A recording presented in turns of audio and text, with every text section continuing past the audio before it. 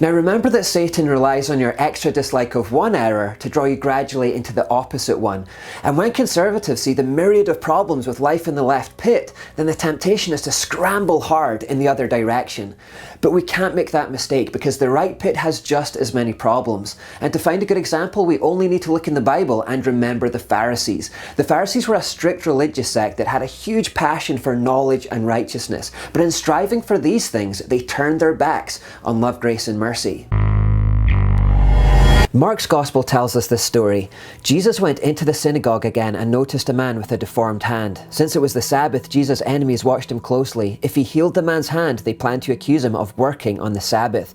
Jesus said to the man with the deformed hand, "Come and stand in front of everyone." Then he turned to his critics and asked, "Does the law permit good deeds on the Sabbath, or is it a day for doing evil? Is this a day to save life or to destroy it?" But they wouldn't answer him. He looked around at them angrily and was deeply saddened by their hard hearts. Then he said to the man, "Hold out your hand." So the man held out his hand and it was restored. At once the Pharisees went away and met with the supporters of Herod to plot how to kill Jesus.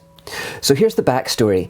The law had said that the people should set aside a day of rest on the Sabbath, and the Pharisees were so concerned with righteousness, with doing the right thing, that they were determined to observe this rule. But they were so determined that it actually led them into imbalance. They concocted a whole set of extra unnecessary laws. Lifting a handful of figs or a jug of milk required effort and therefore technically could be deemed as work, so that was banned. Lifting up your child to give them a hug was also banned for the same reason. Everything became banned. By the end, anyone who even breathed the wrong way on the Sabbath was being condemned. It may have started as a concern for righteousness, but they soon became a bit like Richard Dawkins' caricature of God as a wrathful monster. They were unpleasant, they were jealous, they were proud, petty, unforgiving, and vindictive. They would even rather a disabled man stay disabled than let Jesus heal him on that day. No grace, no mercy, no love for their fellow man, just the letter of the law, rules and regulations. They were so cold, they were so hard. Indeed, they even planned to kill Jesus for this, for healing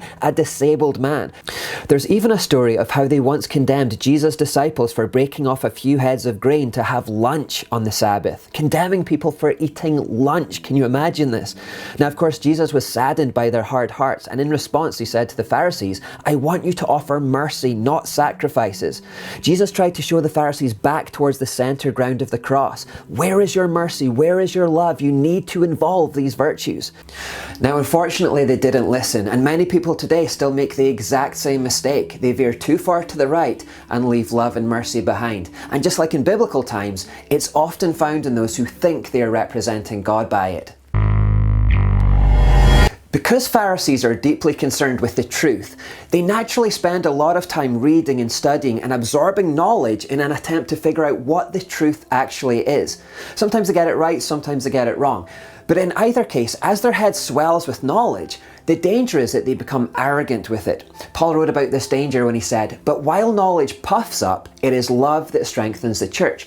Knowledge is good, but if the possessor doesn't then infuse it with love, then intellectual pride can be the result. And with puffed up egos, these people tend to become needlessly divisive for the church. They tend to develop these obscure pet theologies and then beat others over the head for not observing the same rules that they do. Whereas liberals always look for equality, a Pharisee will actively look to elevate himself above others through his knowledge and piety. There's a pride in it. In fact, there's an old joke that illustrates the point.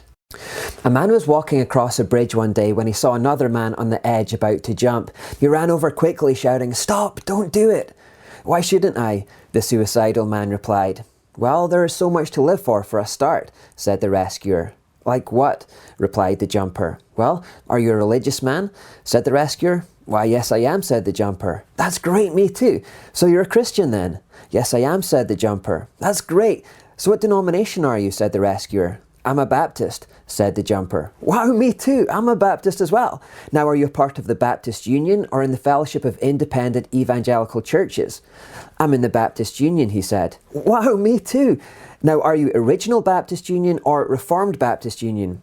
"I'm Reformed Baptist Union," the jumper replied. "Me too. Wow, this is incredible. Now, are you Reformed Baptist Church Union Reformation of 1879 or Reformed Baptist Church Union Reformation of 1915?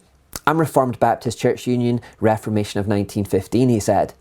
"Die, heretic scum," says the rescuer and pushes him off the bridge.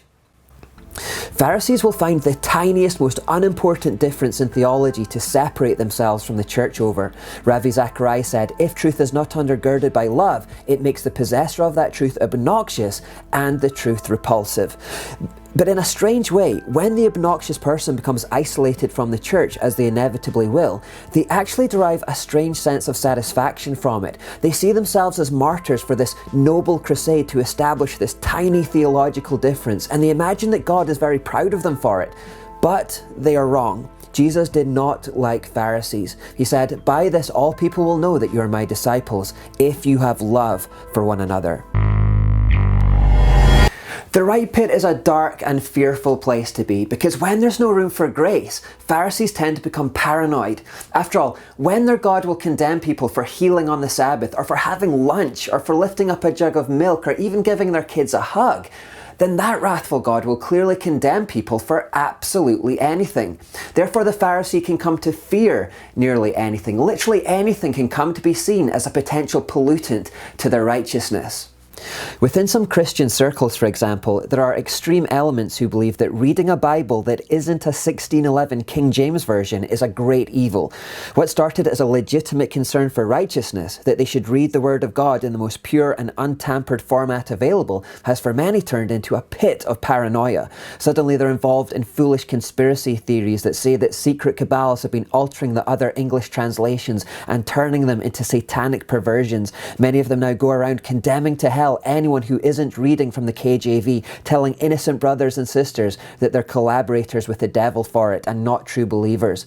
Similarly, there are those who believe that celebrating Christ's birth on December the 25th is to worship the pagan sun god, that to celebrate Christ's resurrection in the spring is to worship the pagan fertility goddess. They believe that celebrating New Year's Eve is evil. They think that eating pancakes is a sin, that eating bacon will condemn them to hell, that having drums or guitars in church is an abomination, that if a man doesn't wear a tie on a Sunday morning, then he is doomed. The Pharisees' God is such that he is a wrathful monster, and he's so lacking in love and grace that he itches to throw people into hell for the most arbitrary of reasons. The paranoid Pharisee will also start hiding in Christian bubbles to preserve their purity. They refuse to engage with the world and to get involved with sinners because they view those people as being potential contaminants to their righteousness. So even though Jesus told us to go into the world and reach them with the gospel, showing love and compassion to enemies just isn't that motivating. Pharisees would rather study and fill their head with knowledge and argue with people about obscure theological doctrine. And that's a problem though, because Jesus said to such people, "You search the scriptures because you think they give you eternal life, but the scriptures point to me, yet you refuse to come to me to receive this life." So Jesus is saying that it's possible to have a deep knowledge of the scriptures and a passion for truth, and yet still not know God himself. The Pharisees spent all of their days diligently studying, but at the end of it, for all of their efforts, they still ended up with just a one-dimensional caricature. And what's more, they refused to come to the cross to meet the real God, because in their puffed up intellectual pride, they refused to believe that a God who is so holy and righteous could simultaneously be so loving and merciful. When Jesus arrived on earth, they thought, well, God is holy, therefore someone who eats with prostitutes couldn't be God, someone who loves sinners couldn't be God, someone who administers grace and mercy to corrupt tax collectors couldn't be God. The Pharisees had no time for these softer virtues, so they couldn't believe that God would either. Their God was made in their own image. Therefore, when the true God actually showed up in human flesh and demonstrated the soft virtues, they simply didn't recognize him. As their heads had grown smarter, their hearts had grown harder. Now Jesus said, "Be merciful just as your Father is merciful." If we can't bring ourselves to be merciful to sinners, and if we can't believe in a God who would say that, then we don't believe in the God of the Bible at all. Love your neighbor, love even your enemies. These are words from Jesus' own lips. Paul said, "If I could speak all the languages of earth and of angels, but didn't love others, I would only be a noisy gong or a clanging cymbal. If I had the gift of prophecy, and if I understood all of God's secret plans and possessed all knowledge, and if I had such faith that I could move mountains, but I did not love others, I would be nothing." Even if we know all there is to know, if we don't underpin it with love, then we really know nothing at all. Indeed, if we don't love others, we really are nothing at all. Hosea wrote, "Act with love and justice. Not just love, not just justice, but both. Remember Paul's words again. Instead, we will speak the truth in love, growing in every way more and more like Christ, who is the head of his body, the church. Jonathan Edwards said, "He that has doctrinal knowledge and speculation only, without affection, never is engaged in God's business." In other words, you can be as far from him through self-righteous moralism as you can be through simple sin. So don't miss this. If we're to become more Christ-like, then yes, keep a hold of righteousness, keep a hold of truth. We need those things. But remember also to love and show grace, because we need these too.